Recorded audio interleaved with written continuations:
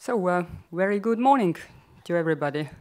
Hope that everyone has had a tasty breakfast, and now we can continue with some spiritual refreshments. Yesterday we had a great, or we listened a great discussions and papers about the many beginnings, and I would once again say a big thank to our speakers, to Raimo Raag, Jüri Kivimäe, Markus Velke, Gert Franzenburg, and of course to Helga Merits, and also to her wonderful movie we had a chance to watch later in the evening. So, and today we will start up with discussions about the Committee of Free Estonia, or Committee for a Free Estonia. So, Pauli Heikila, floor is yours.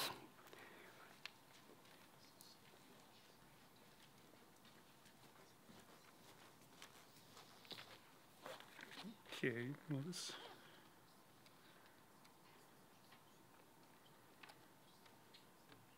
Yeah, great. Okay, Tadas Ritas, sana Brit, tere hommikust, hyvää huomenta. So can start the day with a very, not an easy start for the morning, but very historical and scientific presentation on the Committee for Free Estonia. This is kind of a presentation which is, I don't have a paper, so it will be a kind of a, there's a structure, but I will just talk about what I have from my latest research, and maybe you can just, well, if you find something interesting, then we can have questions and then we'll answer more details. But this is kind of a nice return to Tartu, because 6 years ago when the BaltHerNet Conference was at the museum, Literature Museum, I gave a presentation, like, well, I'm sure everyone freshly remembers, about my book, which I was just finishing, based on my doctoral thesis, Estonians for Europe, which dealt with the Estonian discussions about European unification in the interwar period republic and then in exile in the 1950s, that both these discussions were very similar, that Estonian politicians saw the European unification kind of fostering and then restoring the Estonian independence and security. And when I was studying the exile discussions about this unification, I came across something called Assembly of Captive European Nations, Euroopa Ikästetty Rahvuste Esinduskogu. And I was just, what is this? And I checked the first thing in Google or Wikipedia, and there was like basic information that this was an international organization in the 1950s, anti-communistic, etc., but very 2 or 3 lines. And I really thought it had something to do with the European unification, and it's part of the Council of Europe or something like this.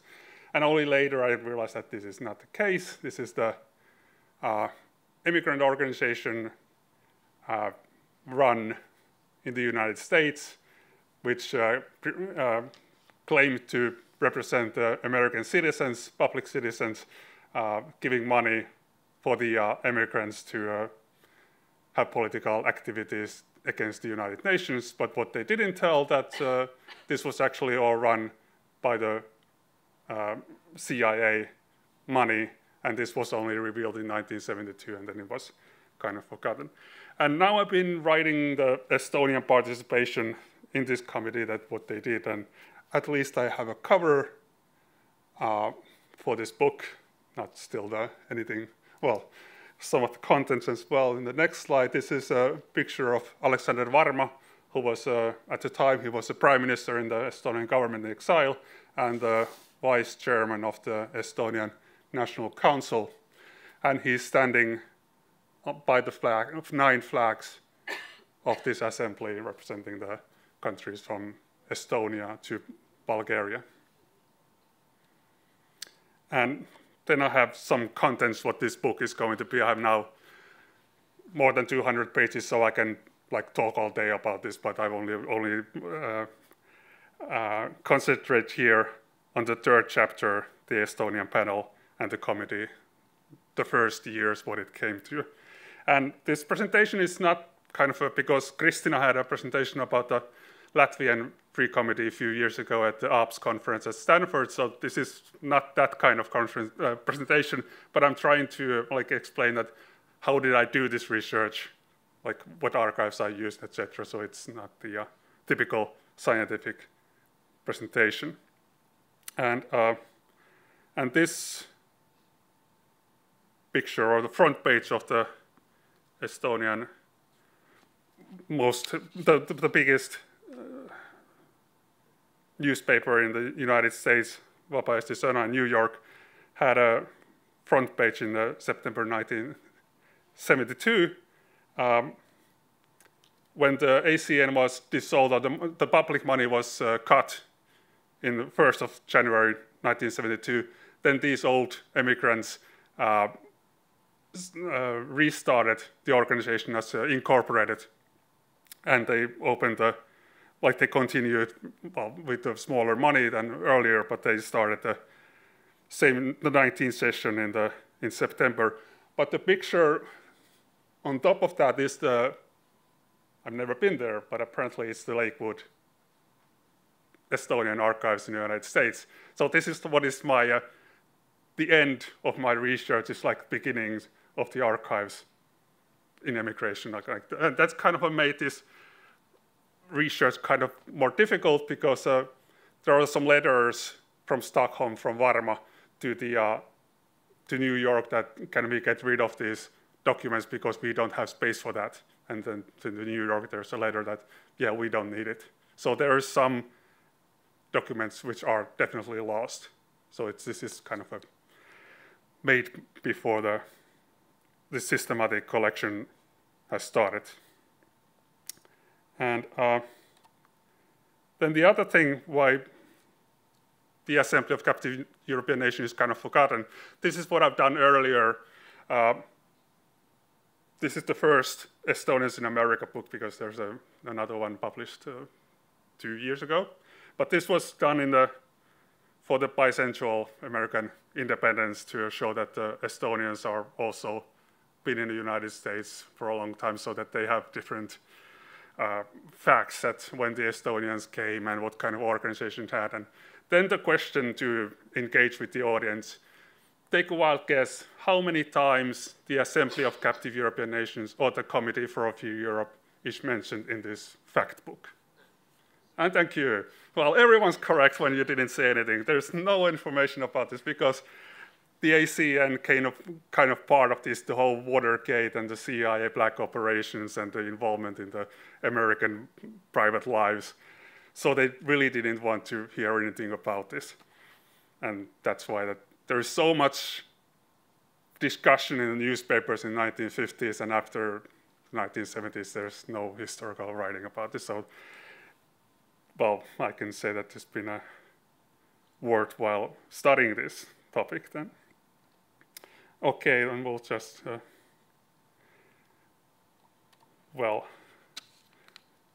talk first about the Free Committee. It has, predates the Assembly of Captive European Nations, still part of the American Cold War political front organizations. And this is where you have to go to Stanford, to the Hoover Institute and Archives, where the Radio Free Europe or the Free Europe Committee archives were taken, and they were, I think they started like systematic organization of that in the late 90s, but they're still doing that because there's so much material, then they would really want someone like speaking these native languages to go and study them to still. But there's corporate files, what I'm using, but then there's also the broadcast files, which are about the radio broadcast by the Radio Free Europe, but that wasn't really a Baltic thing, because that never happened. And it doesn't really, I think doesn't pay any effort to go to the National Archives at Washington to study the foreign ministry, because that's more higher level American politics discussion about this, because at the Hoover, there is the correspondence from the Baltic leaders to the Americans, and they're also their international conference, so it's quite enough to go there. And when the Cold War became colder at the end of 40s, the Americans really started having this.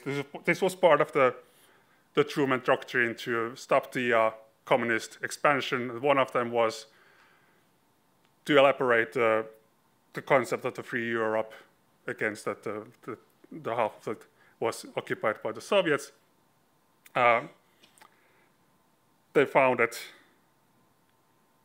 this kind of somewhat from the private enterprises from a Time magazine, and then the former leaders from the operations, the former CIA, but it was pretended to be totally private thing, the National Committee for a Free Europe, which changed its name first to the Committee for a Free Europe and then the Free Europe Committee in 1954. I will just talk about the Free Europe Committee. And this is mostly renowned for the Radio Free Europe, but they also had the Crusade for Freedom, which collected money from the American citizens and made a public propaganda for the cause. And then these three committees, which were founded for Poland, Czechoslovakia, Hungary, and Romania and Bulgaria, already in 1949, which was kind of to activize and organize the Eastern European immigrants in the United States.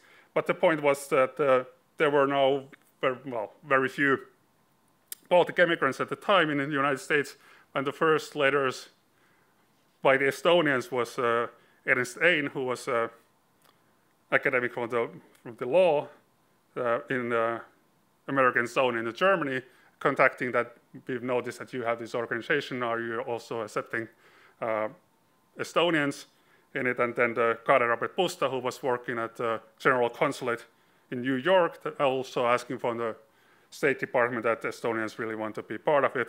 And the response was, we would be very nice to see Estonians, but we cannot find anyone. So it took them 2 years until these consultative panels for Estonia and Latvia and Lithuania founded in June 1951. And Ernst Ein became first chairman, but after half a year he got a job in the university in Los Angeles, and then he had to go. And the new chairman was Leonhard Wachter, who was also a lawyer. And then there was these fellows. This is a Committee for Free Europe in 1953. Ilmar Raamot, Alexander Kütt, Johannes Klesment, Adolf Berandi, Leonhard Wachter, and Axel May.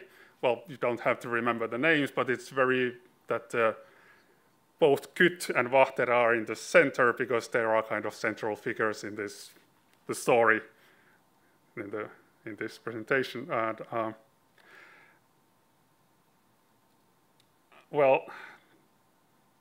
the Klesment was kind of picked by the Estonians in Sweden as their left-wing representative, and the right-wing side wanted to have Rudolf Benno, but Benno died after a few months after his election, and then the same people elected Alexander Kütt, who was an economist from Tartu, but then moved to Canada. And that's kind of an irony that he was selected by these right-wings in Sweden because what he did in a few years. And I don't know if, because Adolf Berandi is called the chair in the meeting of the Committee for Free Estonia, but he might also be the chair of the Estonian World Council, so that because the sources are so scarce. Anyway, when the name changed from the consultative panels to free committees, somewhere in the late 1952, because already after a few months it's claimed that it happened in October, and after a few months it's claimed that it happens in December, so even that is not known. But in the American estimation that they were like really praised as functional and better than these other immigrant groups from the Central Eastern Europe, more organized and less political pickering. Well, that kind of means that there's less. It doesn't mean that it didn't exist. Okay, and this picture again. So one of these activities, what the three committees did, the same estimation that the Estonians really understand is it's only a functional character. It's not representative of the Estonian diaspora as such, but only functions to collect information from the home countries and then inform both the American audience and then the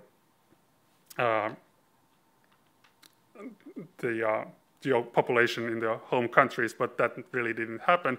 The Free Europe broadcast in Latvian, Lithuanian, and that I missed. In these three languages never happened. But this was really discussed, and very extensive studies were made in the 1952 that they even made this, that there's not enough power to send it from Munich, so they made this plan to build a transmitter somewhere closer, which was the island of Gotland. Well, that's like part of Sweden, and then they also consider that we can use our political capital to, but that was kind of too far-fetched. But because of this, there is this extensive study, so that they could always, in the next 20 years, refer that we have considered this, and we just cannot do this Radio Free Europe broadcast in the Estonian, Latvian, Lithuanian.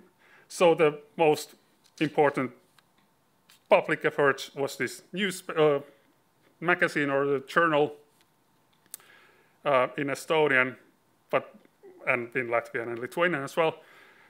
And but more importantly, they had this English cooperation among the Baltic immigration groups, the Baltic Review. Okay, this is an Estonian presentation, but Antanas Rimakas was obviously the kind of driving force behind this journal, or the most important of these editors. They had a rotating system, and it was also published for a few years in French, and then in Spanish also, mostly to the Latin America. And then the kind of annual event was this commemoration for the deportation every June in New York. And this Baltic States Freedom Council was apparently always established every year, like ad hoc basis. And it's sometimes it's kind of misspelled as a Freedom Committee, but in 1965 they both existed. So the other one was doing stuff in the United States, the other one made this publications abroad. And this was pretty much because the budget by the Free Europe Committee was cut to these immigrant activities to half. So this was kind of the last thing what they could afford to do, and not kind of the getting better things. And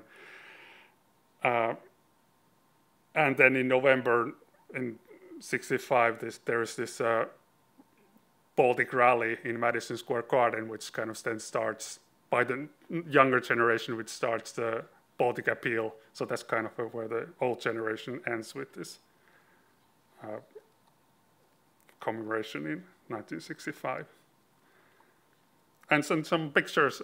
This is there are actually two Baltic reviews. The first one is the double number 2 and 3, and then 15 years later, the number 23.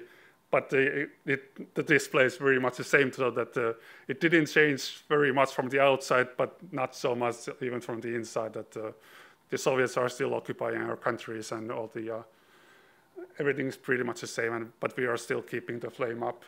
And then there's in the corner, Võitlev Eesti, more well designed. It's made by Edmund Waldman, who was a caricaturist and got numerous prizes, so it very looks like that as well. And then there's more gross anti-communistic propaganda in the Hispanic Revista Baltica, really showing what the anti-communism was. That okay, probably made by Waldman as well. So I'm going to this political pickering. So this was kind of the good side, and this is like for the dirtier stories. That of course there were political differences, and first of all there was this inside American immigration.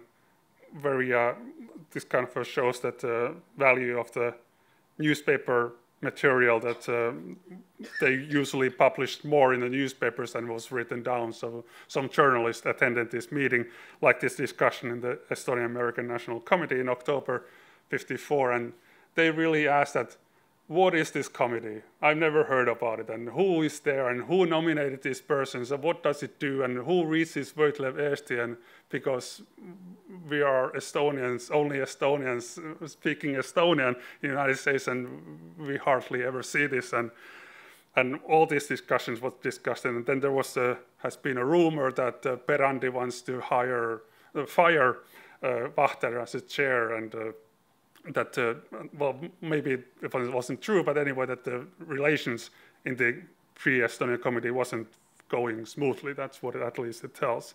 But more importantly, that the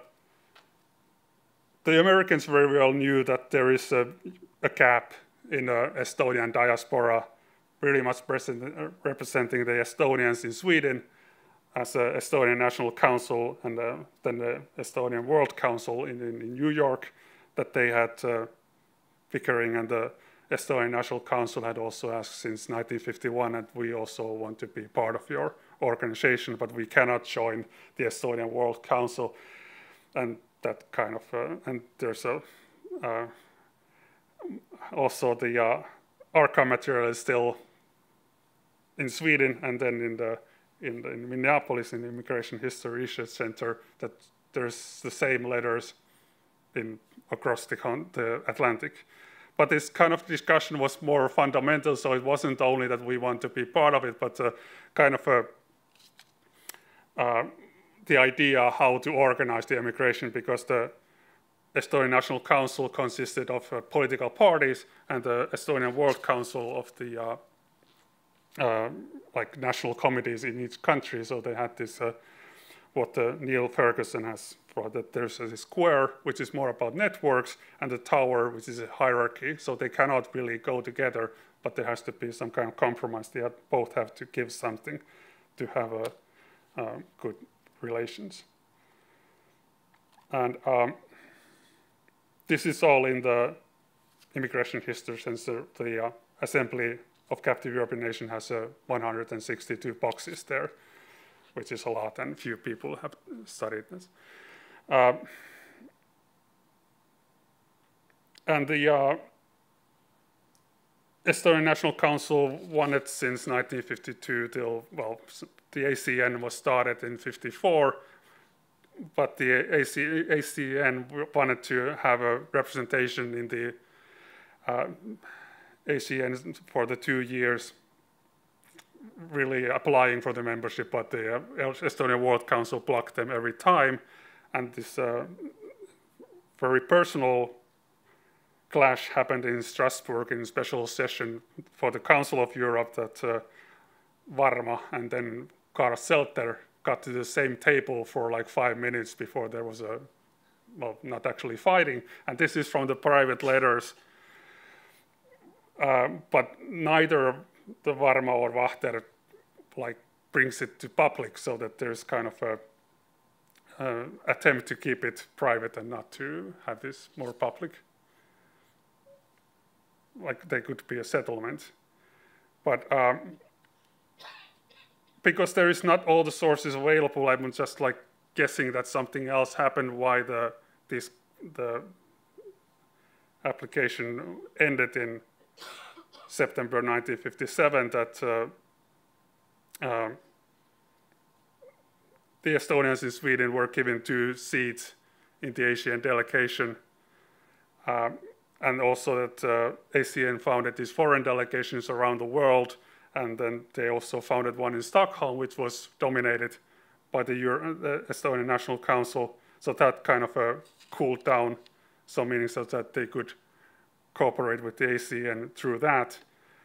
But then there's this kind of a political game, what I don't really know what happened, but we have this, we can speculate on this, that the Free Committee, there's one budget cut as well, that Voitlev Eesti is cancelled, but they also have to lose one of these persons around.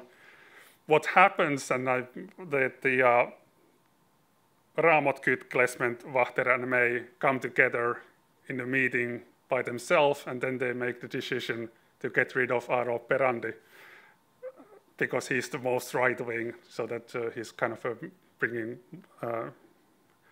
so that he doesn't get along with all the others. And then he's invited to the meeting to hear the news that you're off. And I know this from a private letter by William Domingas to Kaara Pusta, which was I wanted to do research on Pusta's years in the States since 1940, and I was reading all his, so it pays effort to study something totally different what you're actually studying, but something close to that. You might find something interesting like this. This would have been impossible to find this. And then, okay, after this, Kyt is probably the organizer behind this firing, so he becomes the chairman.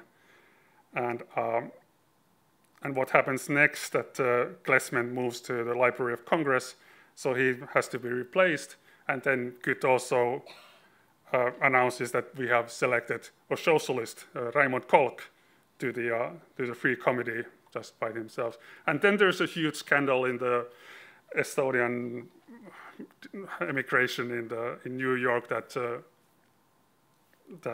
how is this possible to have a socialist representing Estonian immigration? That cannot be happening. And that's why I'm throwing this, is that it took me a while to understand what really happened in spring 1955, because there was a lot of meetings, and then I read them in the archive hall in Minneapolis, that this doesn't make sense because they refer to the previous meeting, but like in the March 23rd, I don't have the meeting to March because it's only in the Vaba Eesti Sõna in the newspapers. So only when I got all the sources together, I could like chronologically follow, and then it made all sense that first they are really demanding that Vaba, the Committee for Free Estonia would withdraw from this decision, the socialist member, and but the Kyt really much says in the first meeting that we are doing what we want because we are entitled to have a broad political representation, and we can nominate from ourselves what we do. And gradually, in a half a year, in the last meeting, they are really much agree with that the socialists can stay, but please don't do any more this kind of decisions which are detrimental for the political struggle. And that kind of ends there, so that the Estonian World Council doesn't really refer to anymore to the Committee for Free Estonia after this. What happens in the Free Estonia Committee after this becomes more effective? They have this publication survey of recent developments, which is mostly done by the three people. But there is a clear change for the better when Kolk replaces Klesment, that it becomes more systematic work in the 1969. But one thing that, the Free Committee is kind of absent in the public discussion. There's only one discussion interview given in June 1962 that, at this time, Kyt was kind of I learned to like this fellow because he's kind of finding new ways always to, and he realizes that the people are visiting Eastern Europe or these socialist governments, so that this might be a good thing to export Western ideas in socialist countries, and this is also known in the Vapaasti Sana, and then he sent someone to interview the whole committee, but the journalists must have known what the discussion is going to be. That Kyttis asked that, what do you think about visiting the occupied countries? And he just says, what you can say, that I cannot say no to anyone if someone wants to go. And this is like interpreted as a recommendation for everyone to visit. So it goes to and it's probably not a setup, but it's at least a kind of way to present Free Estonia Committee in the bad light. And I think I mentioned already that funding is dramatically cut in 1964, but so that's when all the publications end, and even the membership is cut when Axel May dies in 1964, but he's only replaced in 1968, few weeks before Alexander Kyt dies. Well, he had a cancer, so he pretty much knew that, but at least kind of keeping the committee existing was kind of a point that Olev Pirsalu is invited in 1968, and when he, and after this, the last information is that the committee is dissolved in 1972. But in conclusion, that this was founded in a Stalin time, in the Truman administration, so it kind of bared the whole time this kind of that it should be perhaps a government exercise, some kind of representative institution in the Estonian immigration, what it never actually wanted to become and wasn't ever intended to be, but it was intended to be this kind of information collective committee, and that's what it did in a very good way, I would say, at least very effectively, what they could do in exile across the Atlantic. And to end, I'm just going to show that also how this was made, some funding, some acknowledgements that, and thanks for this, everyone who really gave me this funding to, and also kind of showing that how you can apply for different, what kind of institutions there are, at least funding my research.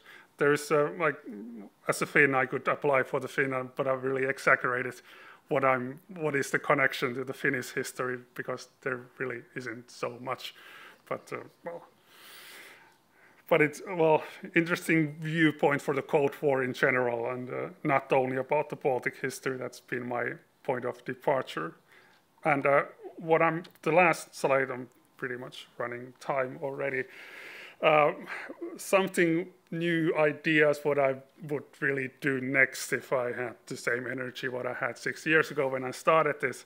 Like, I really wanted to do this pre-Batun history, but then I realized that now someone should do pre-Free Committee history, because this early 1950s there's how the Estonian organization really came about, and how that would be the case of how to settle in a new country, which interested also others. So you have to go to the Minneapolis to study this. The other gap which I will definitely have is Canada, because it's not just neighboring the United States, it has the whole country, and it's very different. So I really wanted to stay away from the Canada. That they might be interested of showing that what was this ethnic diversity before they had their own flag, because there wasn't so much immigration before that, only the Baltic. And they also had this cooperative organization called the Baltic Federation, very much like if you want to study the Baltic history.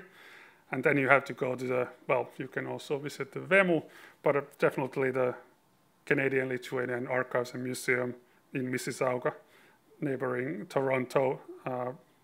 I really want to advertise them because they've treated me so nicely, and it's the most peaceful archive I've been, because it's next to the cemetery.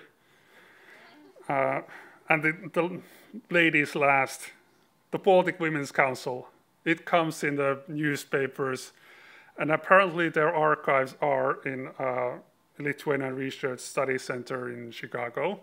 But if you go to the website, and probably in English, you don't find it in the list. You have to click the Lietuviškai, and then there's another list, including the Baltic Women's Council. And because if you want to study this transnational cooperation, this might be much better than these old men with their bald heads. That this is very much because I got these pictures with old men trying to smile and, well, not to smile. But this is the only picture I found in the Assembly of Captive European Nation publication, the ASEAN News, that had only women. This is from the reception of the Estonian independence in 1968 for the 50 years. And there are 2 girls, so 50 plus 50 is 100. So this is my congratulations for the 100 years anniversary for the Baltic States. Thank you for your attention. Thank you, Pauli. So now it's the really good opportunity to ask questions or discuss.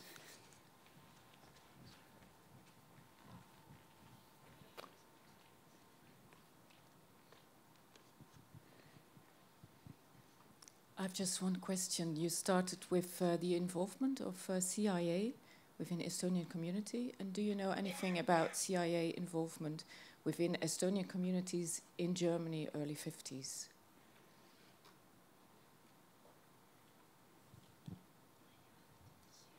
Well, I could say no. I don't know. Well, that was kind of what the Free Europe Committee had a lot of activities. So there was a lot of not particularly to the Estonian diaspora or national groups as such. But, well, I really wanted to say, well, this is one example what I could have said yesterday, that there was a Free Europe University, Free University in Exile in Strasbourg, which funded these immigrants to train them as become future leaders. So, which was in Strasbourg, and like they had courses there, and there was at least Andrus Saareste was teaching there, but then they had like 20, 30 Estonian students for the 5 years what they had. For example, Alexander Lloyd, who was then in Uppsala University.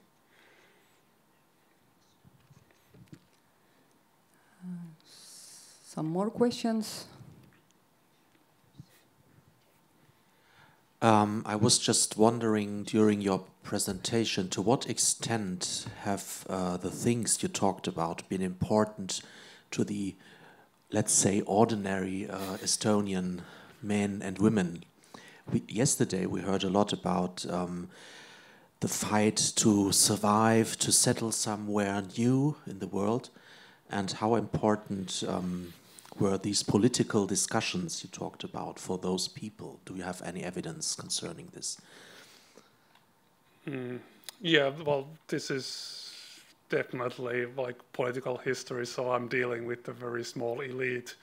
So I think that the average Baltic immigrant, refugee really didn't care about this. And well, Eduard Steknis, I'm supposed to know the older gentleman who's written about the Latvian diaspora. He told that he lived in Britain, and he told that a lot of his friends don't really want to identify themselves as Latvian immigrants because of this political pickering among the elites, so that they really don't. They want to make a distance from that. So it wasn't really something to be proud of it. So I think that the politicians really, what it mattered to them was that they just keep the Estonian, Latvian, Lithuanian name alive in the diplomacy and not so much in this. It kind of changes in the 1960s and with the American congressional action for to free the Baltic states. Yeah. and then the Batun to kind of mobilize the immigration voucher. But then they are already citizens and not refugees.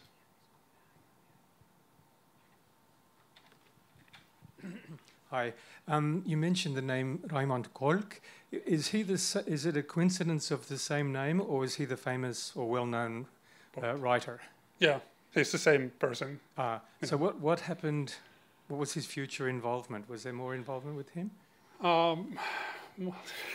This is embarrassing because I was going to read about him yesterday, on Monday, to Tallinn, but all the libraries were closed, so I can't really answer that. Yeah, but I'm looking for that good question anyway. But that was a good question.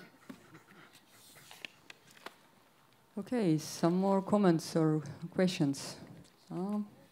Not at the moment. Okay, thank you, Pauli, once again. And now we are going to... Oh. Now we are going to have an overview or more discussions about the legal aspects of the continuation of Baltic states. So Kristine Pecherev from Latvia.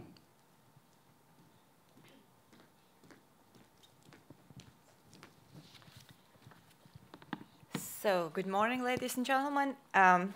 Actually, I'm now really perplexed because 3 weeks ago in Stanford, I was talking about the Latvian committee, the analog committee to the Estonian that Pauli was talking about. And if I had known that Pauli would be talking about the Estonian committee, the Latvian case would fit here much better than my today's topic does.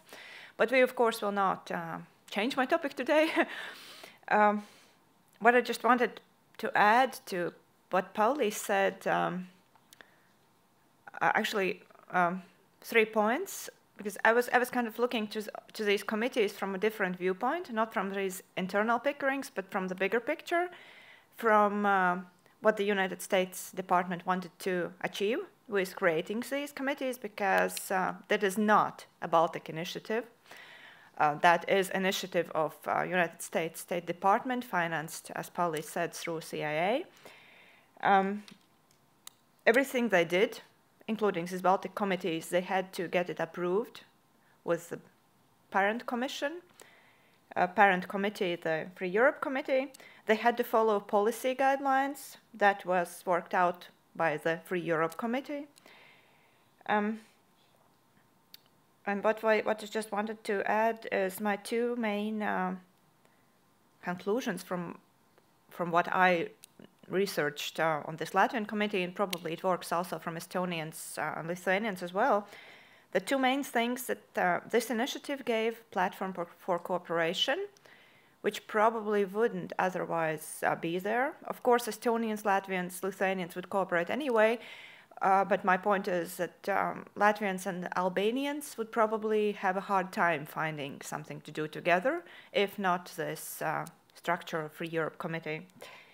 And other thing, which is probably very important, and it also kind of answers the question what an ordinary diaspora member, what an ordinary refugee had from it. You have to understand that in mid-50s, people that had just come to the United States, they had to settle, they had to work, they had to somehow form things to create a life. And political activities, of course, only this political elite was interested in them, so very actually, but any activity needs to be financed for it to operate. And in this very early period, the community as such was actually not able to finance some extensive things because it was just forming. Donations, you can donate only when you have for yourself. So this amount of money, it was around $60,000 US dollars per year for one committee, so for Estonian, for Latvian, or Lithuanian. In mid-50s, it was a huge sum. It would never been there just from the community. So this effort, this financing from United States government, it gave a possibility to do these political things in the very beginning, in the time when it was the most difficult because of these, because of the community just settling. And that's also a point we have to keep in mind, like our prehistory or the beginning of what Lithuanians or Estonians or Latvians very successfully afterwards did themselves, also financing themselves. Okay, so much about about Pauli's topic. Coming to my own presentation now. I will not be telling you much about diaspora history today. My point is more here like throwing stones in a pond to make you think, to make these circles go, to make you think about the bigger picture. I'm somehow drawn to bigger picture. In my research, to think about the consequences that every practical things bring in years to come, and the very practical everyday consequences that the diaspora actions have created. Where do we start? As many of you already know me, but few probably does not. My main research interest for past 7 years probably already has been the political activities of diaspora Latvians, and of course Lithuanians, Estonians, as much as they cooperated quite a lot. All those things they did in United States or Australia or Canada or Germany or Sweden, Brazil, Venezuela to keep alive the idea of Baltic independence and to somehow promote the restoration of Baltic statehood, starting with such organizations as these committees and moving through the years up till the Singing Revolution and restoration of statehood. And I'm usually, not usually, but often I go to questions like, okay, and were they successful in what they did, meaning Latvians abroad in all these political things? And I then have to ask back, what do you understand was successful? In 1950s, 1960s, did they manage to throw Russians out and restore the independence? Of course, no. It would be naive to think that it was possible. But if we look for the success, for the one single accomplishment that has to be singled out, then my answer was to be that the most important, the thing that turned out the most important for their home countries in the 20th century, then it was the preservation of the so-called non-recognition policy in the Western countries during the period of occupation. I'm sure that you all know that majority of Western countries did not recognize the incorporation of Baltic states into the USSR. The whole period of Soviet occupation, the Baltic states legally, but not practically, so de jure versus de facto. Legally, they continued to exist throughout the whole Soviet occupation as legal entities. And in 1991, not new countries were created, but old ones were restored. That is why we are celebrating 100 years and not 20-something since the 1991.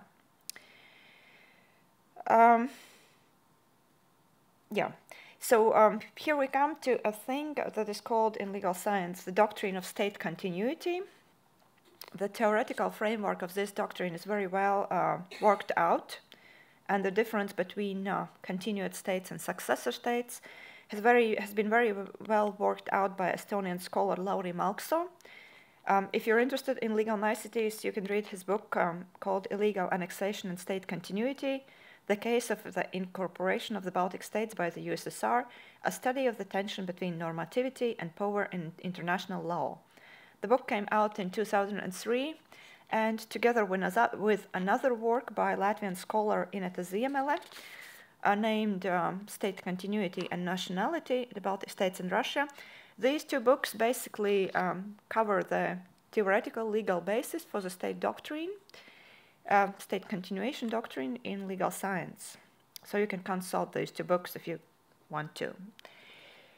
What interests us today is the fact that the Baltic diaspora over time, again and again, identified possible threats to this non-recognition policy, namely the existence of this continuation, and they took active measures to ensure that this policy be continued. And of course, we have to mention the Baltic diplomats, diplomatic corps here. I'm sure you also all know that during the Soviet occupation, diplomats, basically in the United States, but also in some other countries throughout the world, the Baltic diplomats continued, diplomatic missions, legations continued to operate within the boundaries they had the chance to operate in. So the existence of the Baltic diplomatic missions, it is a direct and visible proof, it's kind of a symbol of this legal continuation of Latvian state during the occupation. And yeah, on the same time, from one side, they are a symbol of all this. And from the other side, when speaking of political lobby, of political, all these diaspora political actions, we actually have to leave diplomats out of the picture, just because of this status, of symbolic status they had. Very simply stating, their status was so very special one, and this specialty in itself carried huge limitations to what they could do or could not do. They just could not endanger their situation, their own position with any inappropriate actions, especially because it was so very symbolic. They were the last, actually the last and the only government structure of Baltic states that functioned throughout the occupation period. And it makes a full circle with no exit for them. They had to abide the rules of what diplomats can or cannot do for United States not to shut them down. And they could not, of course, for example, interfere in internal affairs of a country they reside in. So if you take a bunch of American citizens, this bunch of American citizens call themselves the, for example, Washington Latvian Society. They want to lobby American Congress for Baltic cause, but they are American citizens. It makes it American internal thing. So the Baltic diplomats, even if they want to, they cannot kind of direct this process because it's an internal American thing and no foreign embassy can interfere with it. So this is a limitation which probably explains much of the tension between diplomats and exile, which at least in Latvian case was visible, as many just did not understand these limitations they were under. Yeah, so much just an excursus in diplomats, because we cannot avoid mentioning them if we speak about the continuation doctrine and non-recognition policy. But returning to diaspora, let me just remind you some of the most well-known episodes in the struggle to keep alive this non-recognition policy. And if we put these episodes together, we see that the time in early 1970s, mid-1970s, is the critical period. We have two very topical happenings here. One is many of you here are from Australia, so you, of course, know what I'm speaking about, the Australian decision of 1974 to grant the legal, de jure recognition to incorporation of Baltic states into the USSR, and the consequent one-year struggle and revoking of this decision in late 1975. This is one example. Also mentioning that New Zealand never revoked the decision. And the other example, of course, is the European Security and Cooperation Conference in Helsinki in 1975, which also kind of the one point among all these discussions in the Helsinki Final Act, the one point was about the borders. So basically, signatory states recognizing the existing borders in Europe, which of course was what USSR wanted, because as you of course all know, the Second World War ended without any formal document, as usually wars do, and with some formal signed paper, which kind of creates a new order of the war. Second World War ended without such document, and of course the USSR wanted to kind of writtenly strengthen their positions in this case. So this point on borders, of course, made diaspora suspicious. It could be interpreted as stepping aside from this non-recognition doctrine of not recognizing the legality of Baltic states into the USSR. Of course, the Helsinki Final Act was signed, but it was coupled with, thanks to the diaspora activities, it was coupled with public announcements by by US presidents and by Senate and Congress declarations, which reapproved that this signature does not mean that US is like letting go the non-recognition policy. The policy is still existent and all that. What we do not so very well know is that early 1970s, several other countries, much less visible in their internal, through their diplomatic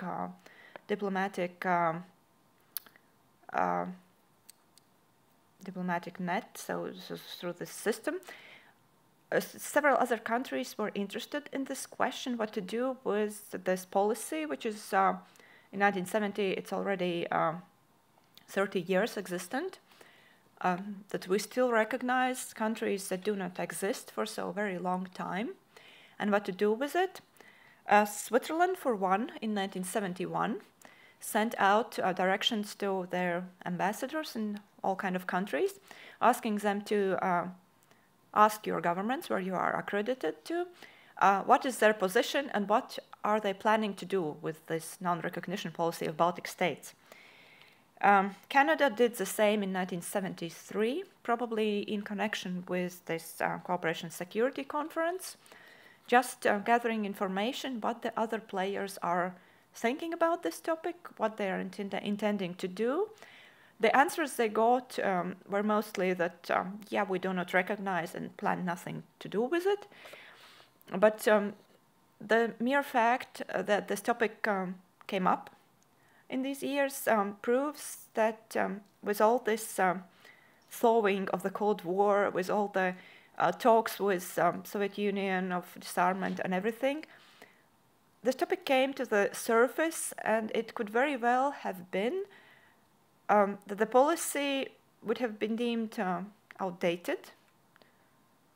Probably it could have been sacrificed for achieving more important negotiations with the Soviet Union, like arms control and atomic weapons control. That is just, of course, a speculation. It did not happen.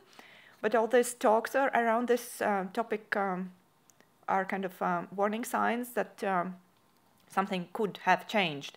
But the Australian, mostly the Australian reaction on the Australian actual changing the policy showed that Baltic diaspora is there. They can mobilize really,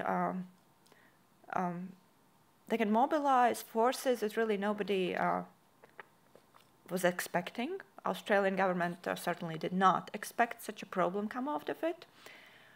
And I've met this mentioned in several documents also in United States, internal kind of correspondence between government, not even officials, just clerks, that you see what happened in Australia, well, such a fuss, we just better don't touch the question. Yeah. So it is one thing that kind of proves us that because of, not only, of course, the non-recognition policy was enforced not only because of the diaspora actions, it also is, and it has to be understood that it's not just that what diaspora did, that kept some kind of US policy alive. That has, of course, a lot of other reasons, a lot of political, of conceptual, of big policy reasons. But, of course, one of that we can safely say that diaspora activities was one of the reasons why this policy kept alive so long. And actually, this doctrine of state continuity, it is quite a common thing in international law, but Baltic states is the absolute example in prolongation of such situation, because 50 years is a very long time. And we can safely agree that diaspora Latvians were of some importance. They had some influence in the upkeeping of this continuation idea of this policy of non-recognition. But why it's so important, why I speak about this policy, why I single it out as the accomplishment for the Baltic states of diaspora. Of course, first, but we also know that it was crucial for renewal of Baltic states. It would probably be much more difficult to create a new state than to kind of say that we just reverse the wrong and restore our states. But there is much more of that. And here's a place where I would like to show you a book. It's unfortunately only in Latvian. That is a common effort of, well, I had the pleasure to coordinate this thing, and there's small my text inside as well. It is a 4-year effort coordinated by my institution between Latvian law scientists, Latvian historians, some I think 11 or 12 people, to create a practical book about the continuation doctrine in the history of Latvia, kind of furthering the works of Lauri Malkso and Ineta Ziemele, which are purely theoretical. Here is a huge part on history, what really happened, and quite a big part on how it influenced, how this continuation doctrine influenced the Baltic states in which we live now, influenced all this orders that was created after 1991. And it influenced actually much more than you would think, or at least for me, it was a revelation, you would say, how really many things in that order we live now in was influenced by this mere fact that the countries were restored and not made new. So I will just name the few most key points from this kind of excerpt from this book. If we get a research grant we applied for, we will know that in 2 weeks, in 10th of July. If we get that, then we will create something like this for all 3 Baltic states in English language in 3 years' time, but yeah, it's still a question. So just to mention some points, the Constitution. The Constitution of Latvia was renewed. The Constitution of Satversme was first created in 1922, illegally stopped by Ulmanis regime in 1934, but as he had not the right to do so, it's concerned as it is going on. And of course, during the Soviet time, it could not be implemented, but still theoretically was in force. And it was renewed in 2 steps. In the Declaration of 4th of May 1990, renewed the principal points. And in July 6, 1993, the first, after the restoration of independence, the first legally called parliament fully renewed this constitution, making it one of the oldest functioning constitutions in Europe. Which, of course, constitution kind of quite a lot influences what the structure is of state. Citizenship as well. Who is and who is not a citizen in the renewed Latvian Republic is based on the citizenship law of 1919, with, of course, alterations, and all this discussion with non-citizens and all that will leave it beside. So this 1990 law was not fully restored, but basic principles were taken from it. It was taken as the basis from the new citizenship law, changing the principle from place of birth, which was the principle in 1919, to place of blood, to those that were citizens in up to the 1940. State borders. Latvia and Estonia renewed their border between the two states as it was before the occupation. Also because of this principle of non-recognition, of continuation of these states. The question with Latvian-Russian border is, of course, a more difficult matter. Russia, of course, was not willing to restore the borders like it were before the occupation in 1940, because the Abrane district was added to the Russia later, 1944, if I remember correctly. And it was quite a struggle to reach a satisfactory agreement, even if it was clear for Latvians that Abrane has to remain in Russia and we will not get it back. Still, to form this agreement between the two states so that it would not endanger this concept of state continuation, because how you could recognize something that happened in 1944, well, if basically legal is up to 1940, up to the June occupation, and then what comes afterwards, you can just kind of go with these agreements that are forced upon the Baltic states if you want to keep alive the idea that this is a restored state. So there's I find it really, being not a lawyer, a law scientist myself, I find it really nice construction, how it was done. Like the border treaty was ratified only 2007 with Russia. And the main idea is that Latvia does not recognize the changes that were made in 1944, the Abrane district giving away to the Russia, but this 2007 law, treaty, it changes the 1920 treaty between Russia and Latvia, taking into account this Abrane region. So I don't know if I explained it understandably, but just the idea is that if you can't go with something that went on in 1944 because it's not legal, but you still have to because Russia won't give you the territory back. So you in 2007 you just amend that document on which you are basing, like the 1920 treaty, including this change. So for a normal person not concerned with legal issues, it sounds like, well, I found it really funny. Okay, yeah, well, of course, property things and judicial things and international relations membership in international organizations, much of it was influenced by this ideas that states are renewed, not made anew.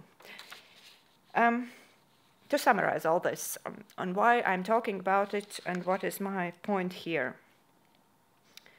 That is an answer to why diaspora research is important.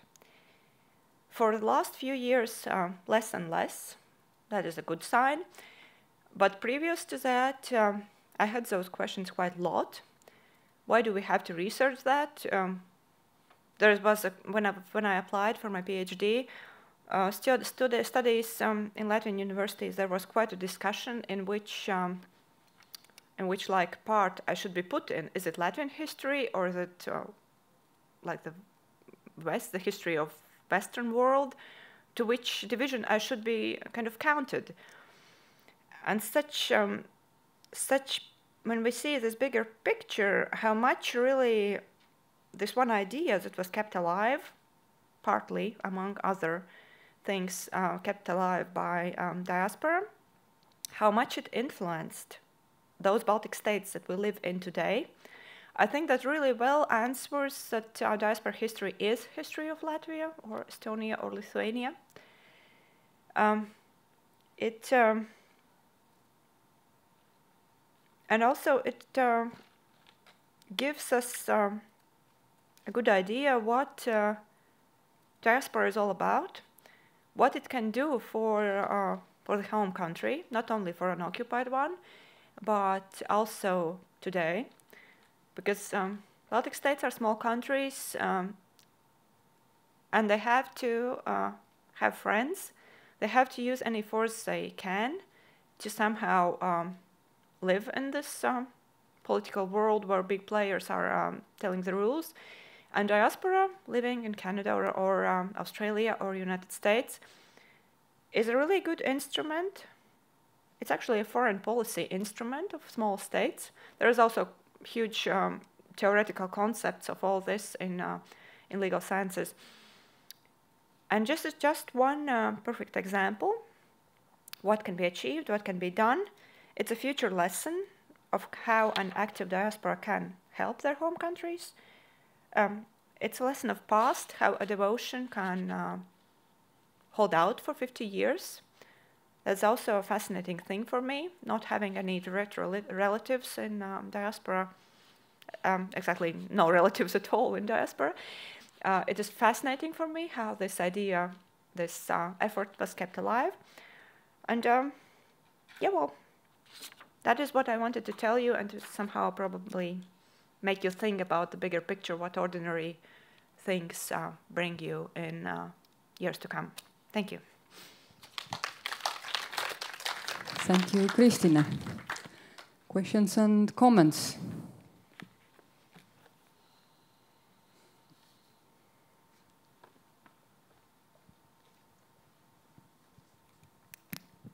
Well, I can take this from the... Well, thank you for the presentation. I can somehow confront this from the Nordic point of view because the Finnish case is one that Alexander Varma, who was in the first picture where I showed that, really insisted that when the Finns decided to close the embassy, that they wouldn't use the term closing or cancelling, but disrupting. So this was what Varma did in 1940. And this became only important in 1991 when the discussion whether Finland should recognize the Republic of Estonia, so that someone remembered that we have never cancelled, we have only disrupted. So that this doesn't matter for 45 years, it just came up for 50 years. So it didn't, the memory of the immigrant activities didn't play any role. The other example is Sweden, which is very proud for me as a Finn to say that they recognized the annexation in 1940. But Sweden played a really important role keeping the recognitions and breaching the Baltic Sea in the 1980s. So that's kind of against this non-recognition policy that it didn't, well, you could do other things as well. Well, that does not necessarily contradict the non-recognition policy and all these things. Well, Finland, with all respect to Finland, is not a key player in Cold War, by all means. The New Zealand, which also, the same as Australia, recognized in 1974, never revoked the recognition. Sweden, yes, Sweden recognized during the war, but it doesn't. It kind of doesn't tear down the whole concept of. You mean that the United States is the main topic? What United States say in this, that goes. Of course, it is a problem when such a big country as Australia changes its decision, but New Zealand, sheep and hobbits, and so you cannot. You have to understand that things also change. In United States, probably it's also connected with the political things in United States. The politics is quite different. Well, probably less today, but still, the United States politics is more the principal politics than real politics. At least it was at that time. So they kept this principle very strictly. You can see it really well when you read those documents in connection with the legation of Latvia in all this process, how they had to keep it up. They were, the American, those clerks in the State Department were really, really careful in all these small details, telling that, well, that is the thing that has to correspond to our policy. We cannot do that because it like looks outside of the policy. We cannot do that. We cannot do that. That would endanger this policy. They really kept it important. Of course, because of their reasons, because of the politics, with Cold War politics and all that. But that was just a card in Cold War politics, and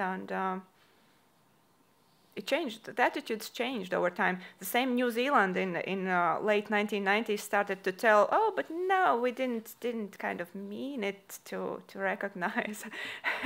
And Sweden was kind of trying to conceal a bit this recognition in 1991 when it came up like we are friends, and things change in international politics, and even in smaller time than in 50 years.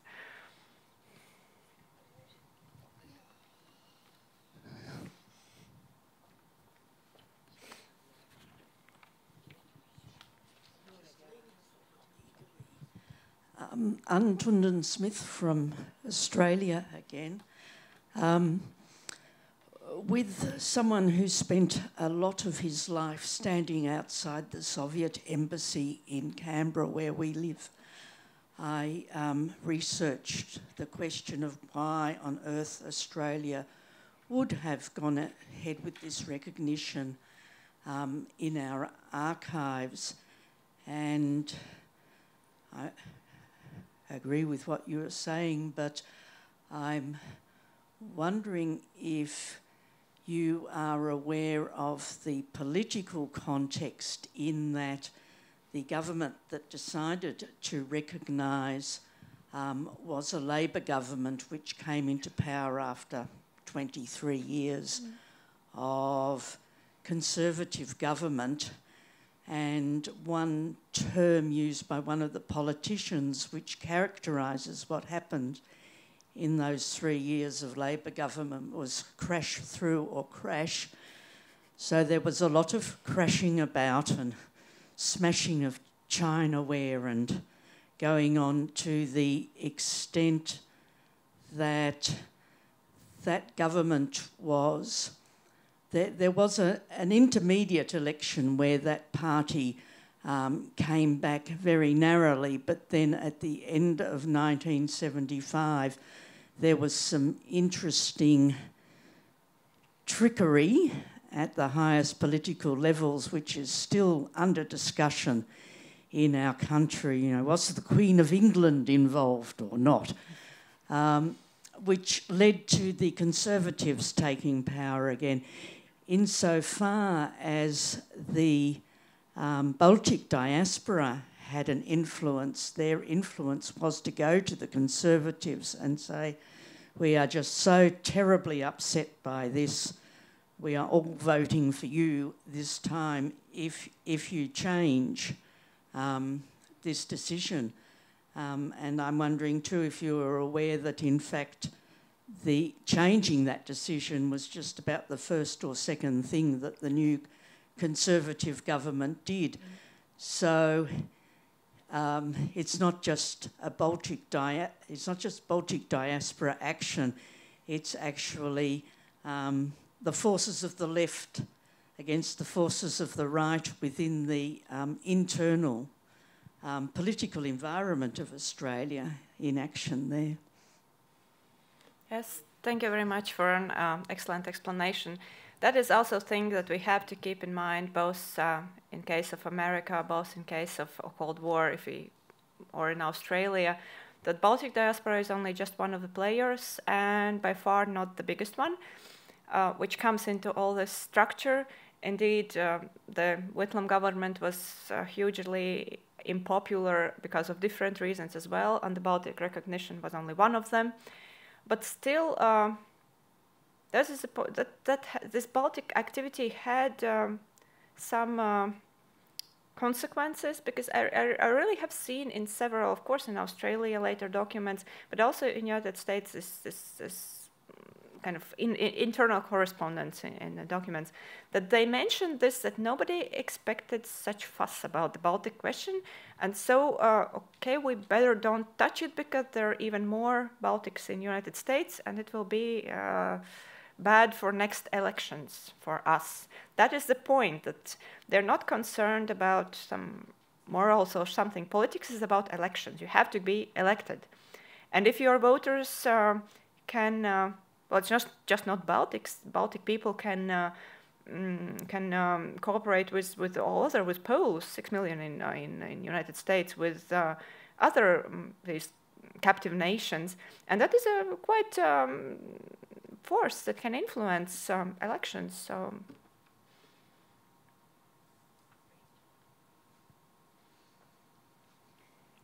Some more comments or questions?